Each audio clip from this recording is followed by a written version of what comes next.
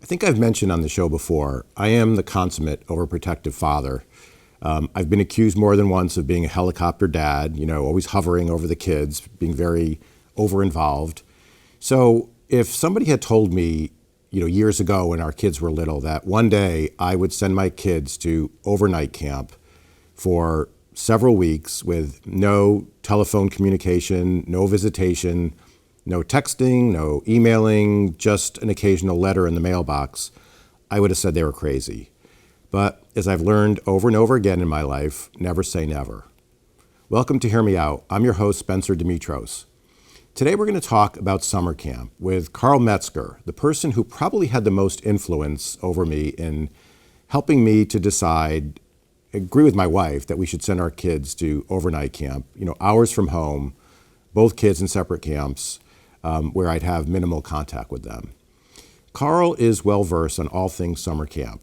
He's a past member of the board of directors of the American Camp Association, both for the national ACA and the New England affiliate. He also chaired the board of a foundation that runs a summer camp in New Hampshire, and many, many moons ago was a counselor and a camper himself. On today's show, we're going to talk about a lot of issues relative to summer camps. One thing we'll talk about is the benefits of sending your kid to overnight summer camp. We'll also talk about whether there are just certain kids that really aren't well suited for sleepaway camp. And also, what do you do as a parent when you get that dreaded letter from your kid after they've been at camp a few days that says, "I hate it here, help me, please come get me, I'm miserable." We have a fun show for you today, so please do stay tuned.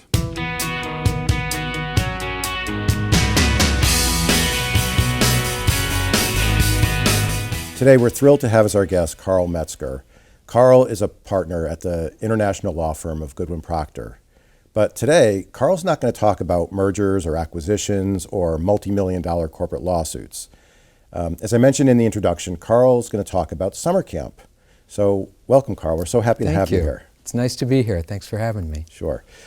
So why don't we start by talking a little bit about what we mean by the word camp. There's a lot of options. There's a lot of different types of camp. So for kids who are thinking about maybe doing camp for next summer, why don't we talk a little bit about what options are available?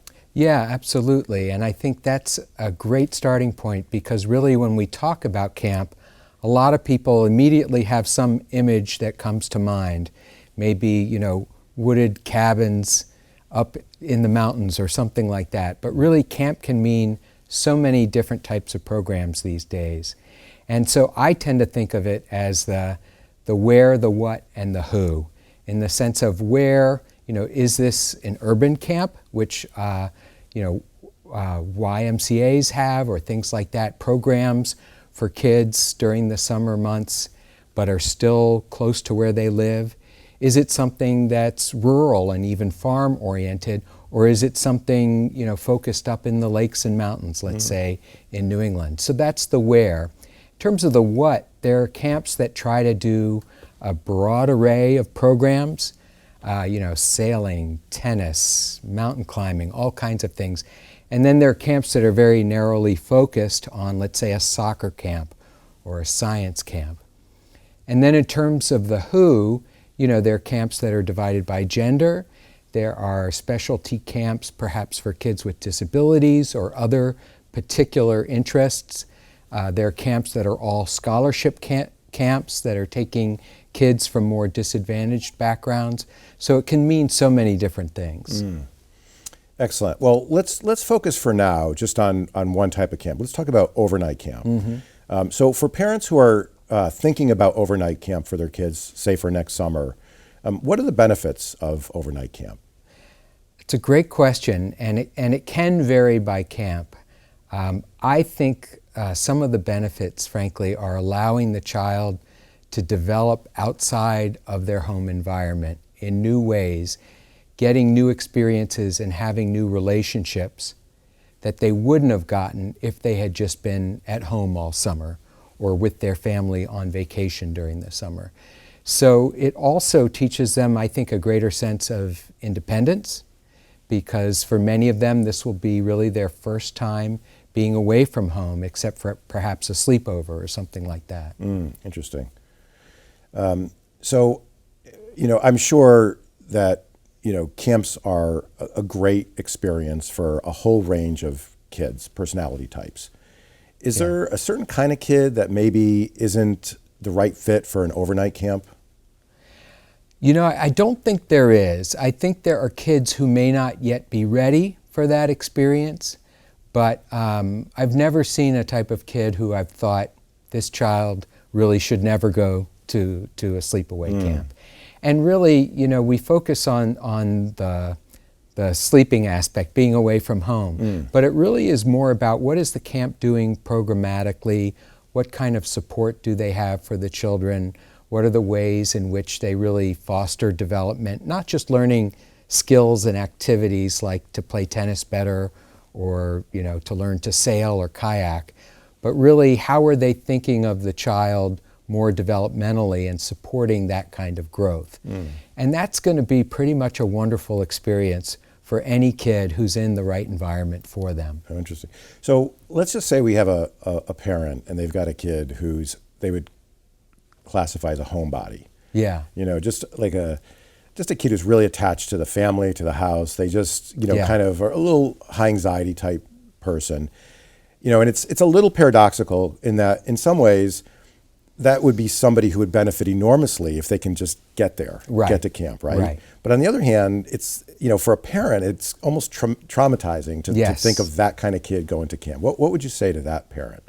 Well, first of all, it may be true that that child is not yet ready for that experience. I think you're right that for all of us in life, many of our most growthful experiences come from kind of pushing our limits a little bit. So I think parents can do that with their children, but need to do it in a thoughtful way to see if this really is going to be a good fit. And I'll give you some practical examples. I think if you have the time, let's say you were thinking about your kids going to summer camp next summer, getting a chance to tour some camps the summer before or even in the fall. And lots of camps are happy to have you come and just walk around with your child. They'll give you a tour. And oftentimes a child who even may be reluctant about going to summer camp, once they see what's going on, and they see all of these kids kind of happily engaged in different activities, they think it's pretty cool. And they might also react differently from one camp to another. So, there are some families that already have some kind of connection to a particular camp. Like in my case, my son ended up going to the same camp I did. But I think it's important that you actually take your child to visit a few different camps or find a way to explore different camps so that really they become part of the process of deciding what is the best camp for them. Now, besides visits, a lot of camps now have videos that you can link to on their websites.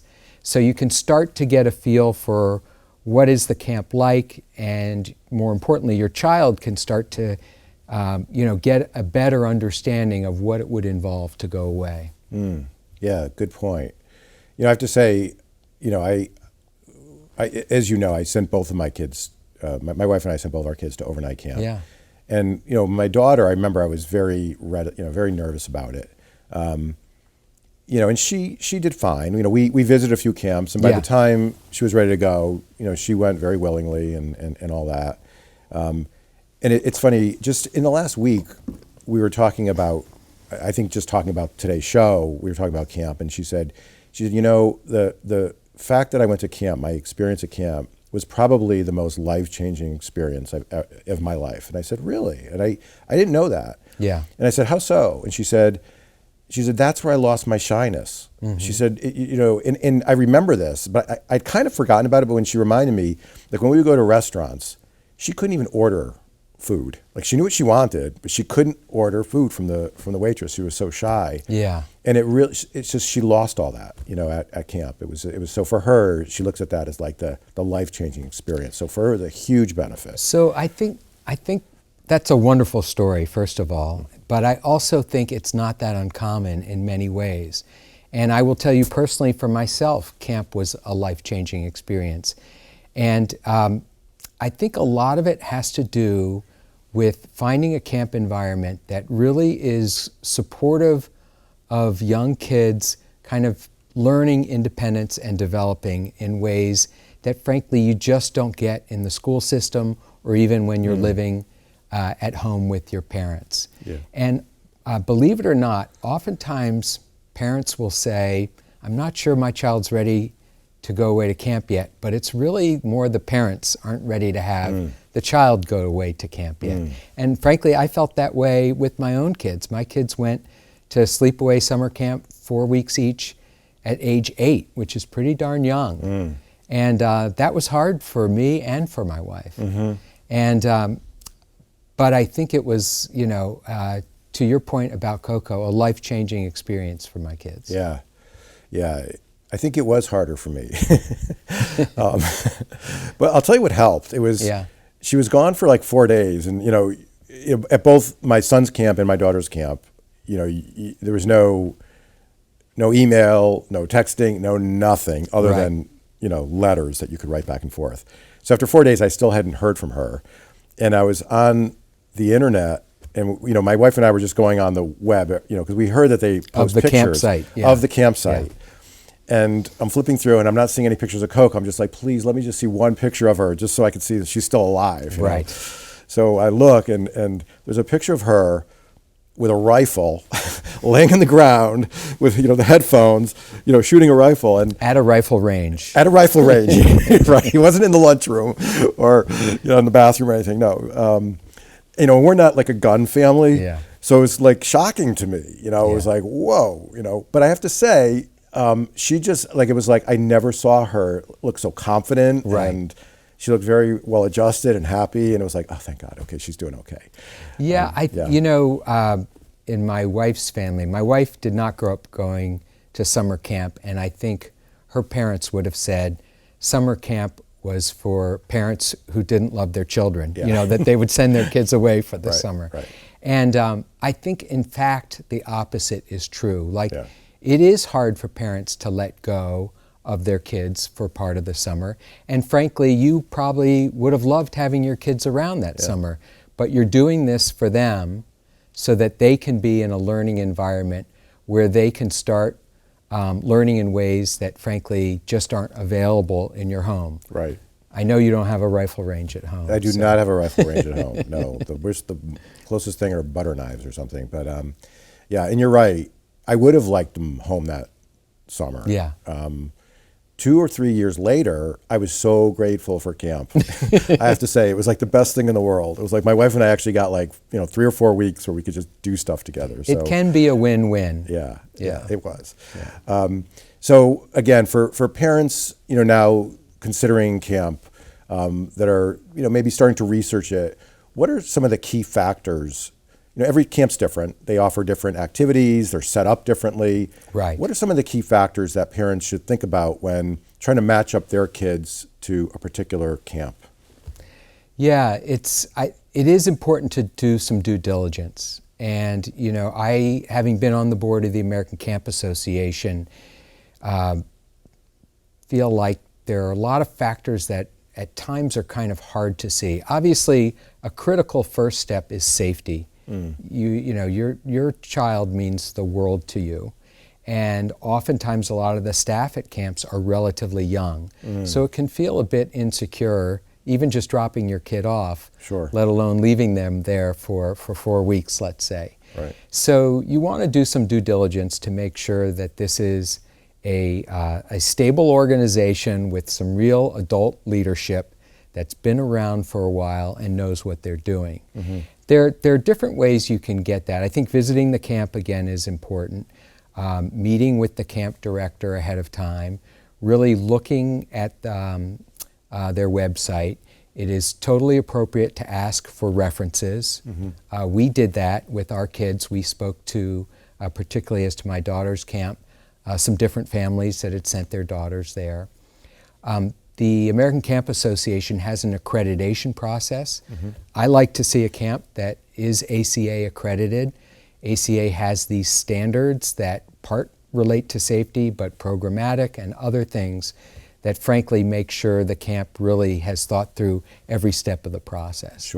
And I would also say that, you know, sometimes your interest in camp is driven by your child's particular interest in an activity.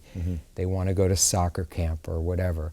To me, it's less important that they have the top experts or a basketball star who's running the camp or something like that. And it's more about how they treat the children.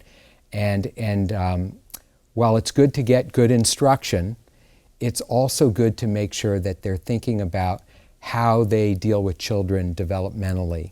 So if there are conflicts in a cabin between campers, how do they deal with that? If they have a child who's missing home, how do they deal with that?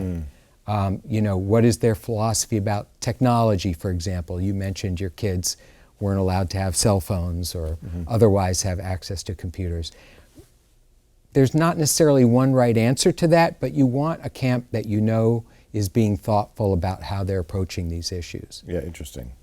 In doing due diligence, is there, and I agree 100% with everything you said as far as really, getting references, talking to people. Are there any red flags that if you see on a website or just in researching a camp that you just say, like, there's a potential safety issue there? Yeah, well, I would certainly keep my eye out for what looked like unsafe practices if I were walking around a camp. Hopefully you're not going to see that. I think high staff turnover. I mean, it's tough for camp directors because oftentimes, whether it's college kids or young adults shortly after college, they're not going to be necessarily camp counselors for 20 years. But that being said, a lot of camps will attract as staff people who've been campers there and who do come back for many years as staff. Yeah, interesting. And so that's one factor that I would look at. And I think there are reviews now that you can read in addition to references talking to parents.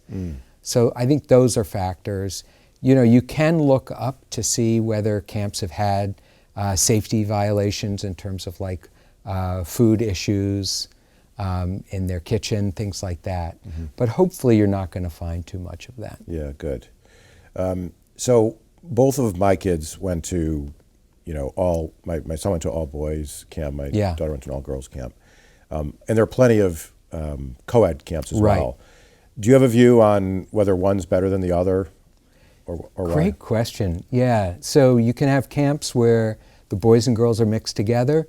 Obviously, they'd be sleeping in separate cabins.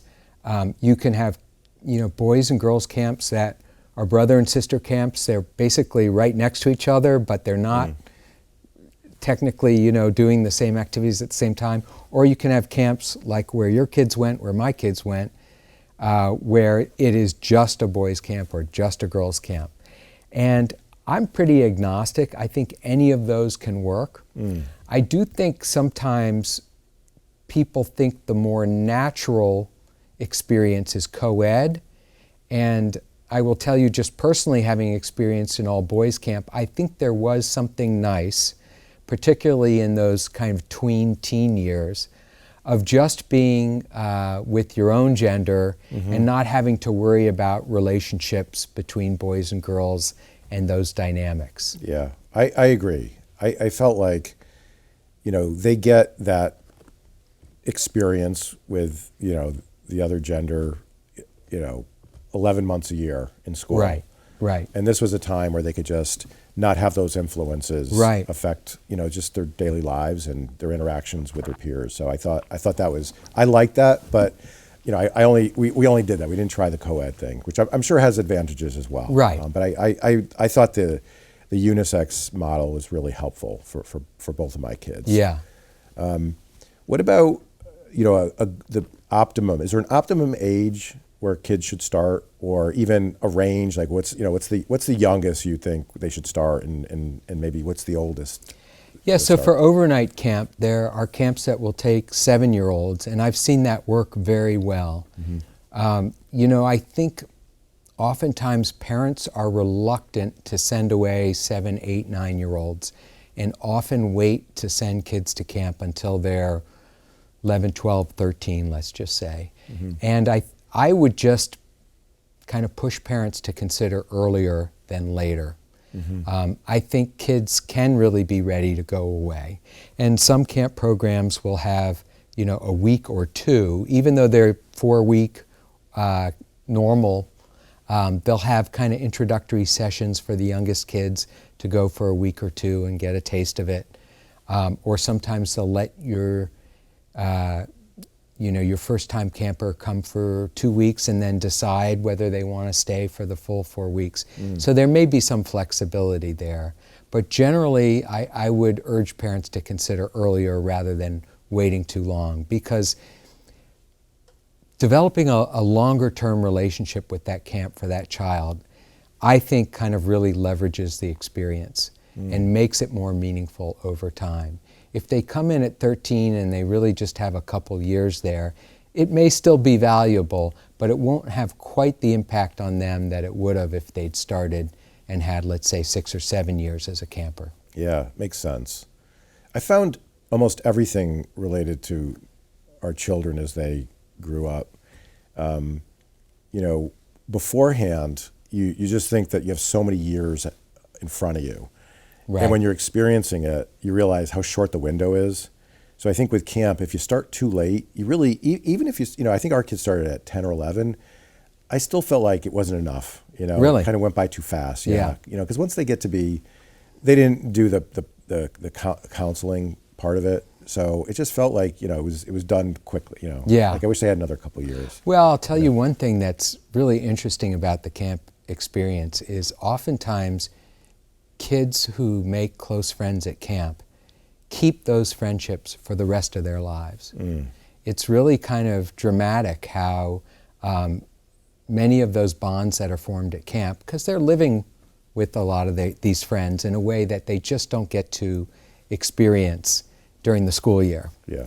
And so you really can develop these intense personal friendships. I will tell you, now for me, literally 50 years later, I'm still in touch with people I went to camp with or who were my counselors. Huh. It's even helped me professionally, just in terms of having a broader network like that. Yeah, excellent.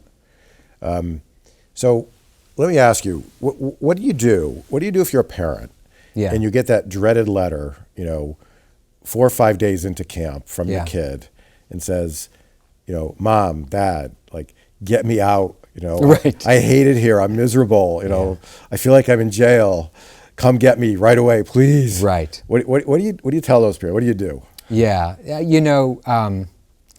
First of all, you take a deep breath, because I have had close family and friends who've gotten those letters, and it does feel horrible when you get a letter from your child saying how unhappy they are. And one of my nephews experienced that. He wrote to his parents, my sister and her husband, telling them to pick him up. They didn't rush up there to pick him up, so he started writing his grandparents, saying, I don't know why my parents aren't responding, but you're closer, come get me. And really the first thing to do is to call the camp director and try and alert them that this is what you're hearing, and try and get some feedback on how things are really going. So in the case of my nephew, during the day he was great, and he was clearly having a good time. And the director was able to report on that in a way that really had credibility. But at night, he would get lonely, which is not at all unusual. And his staff in his cabin felt like he was managing it okay and he was going to be okay. But one of the ways he was managing it was kind of sending these letters. Eventually he ended up loving the camp experience, going back many summers, working as a counselor there. But it takes time for some kids. Now, that doesn't mean that every single kid works out with that camp experience. But generally speaking, you don't want to immediately pull the parachute cord and get them out of camp. Because part of the challenge is learning to deal with that. And frankly, when they go away to college, they may have some of those same feelings. I actually think the camp experience in many ways helps kids as they go through similar types of experiences like going to college or maybe studying abroad at some point, or they get put in vastly different circumstances, starting a new job even, helps them better able to deal with the challenges of it and still persevere. Yeah, I agree with that 100%.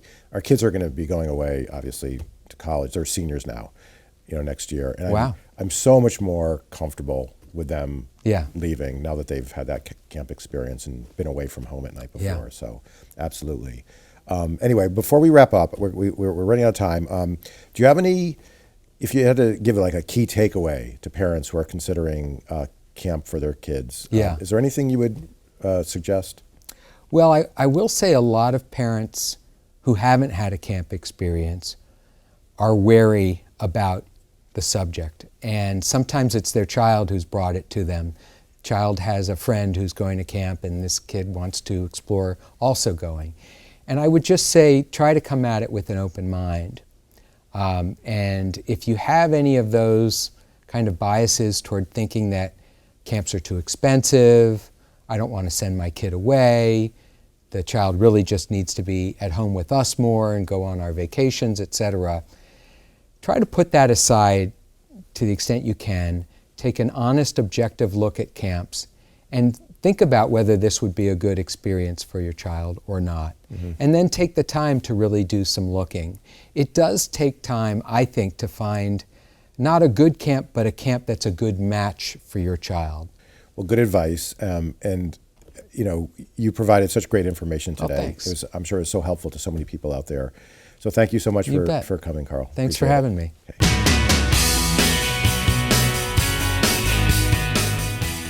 So I grew up in a neighborhood where it wasn't an affluent neighborhood, but certainly I think the other parents, they were professionals. They all went to college. They were accountants, managers, engineers, and they were of better means financially than my family was. And most of them did send their kids to summer camp.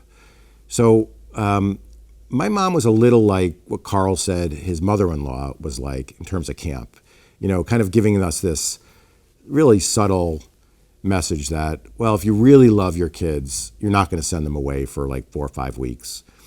So that was kind of my predisposition, my baseline for what summer camp was about. I thought of it like sending your kids to reform school. And when the kids in my neighborhood used to go to summer camp every summer, I always felt kind of sorry for them.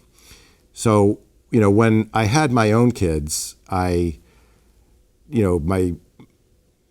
predisposition was definitely not to send them to camp. But after talking to some folks, including Carl, what I came to realize was that, it's hard as a parent to send your kid away, but it really is for their benefit and for their own good. And it was really out of love for them that I kind of suffered with that and did it. It's a lot like when the kids were babies. We probably had our kids out of our bedroom much later than most people. It was probably 1.5 years after they were born. But we had to get them into their nursery, their little nursery in their cribs. So we applied what's called the Ferber method, which a lot of parents know what that is. It's a method that a pediatric sleep expert, Dr. Ferber, devised to help parents get their kids to sleep when they're babies. So you basically, you put your kid in the crib, you say goodnight, you close the door, they cry, you let them cry for a few minutes, then you come back, you don't pick them up, and then you kind of soothe them, and then you leave again, and you leave them for a little longer, and you just kind of build up from there. And it's really hard to do, because when your kid's crying, your instinct is to go in, pick them up, and bring them back in, but you have to do it. And you actually get to the point where the kid's sleeping through the night a lot sooner than you think. Within, I would say, the 3rd day, our kids were good. After 1.5 years of having them in our room, by the 3rd day of this method, they were actually sleeping through the night. So all that to say, at some point, you got to sometimes rip the Band-Aid off. And even though it's hard for parents because you feel like your kid's suffering or, feeling some discomfort, it's good for them. It's their first step toward independence. And I think that's true of summer camp as well. Our kids, our twins, are now seniors in high school, and they're going to be going away to college next year. And I'm not worried that they're going to be homesick. I mean, I was homesick my freshman year in college, and it was because I'd never been away from my parents or my brother and sister ever. So all that to say, as far as camp goes, I'm definitely a convert. I think it's a good thing. So I'll leave that as our final note. I'd love to hear from you on that or anything else on your mind. Just shoot me a note on our website at watchhearmeout.com. And thank you, and we'll see you soon.